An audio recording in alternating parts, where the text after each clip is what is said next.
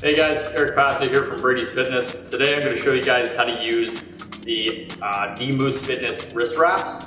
So first you're going to obviously unroll the entire wrist wrap itself. What's nice about these wrist wraps is it actually has which wrist it goes on. So in this case, it's labeled left. So we're going to take this loop, we're going to put it over top around our thumb.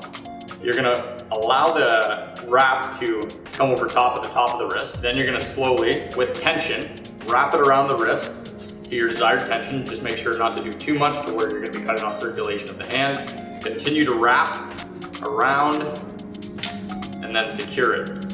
So your final product should look like this. It should restrict any flexion or extension of the wrist, but you should still have a little bit of movement within there. If you're not a fan of the thumb wrap around there, you can always take it off and tuck it in the wrap itself. But that's completely personal preference, it's up to you. And that is how you use and put on the DMoose Wrist Wraps.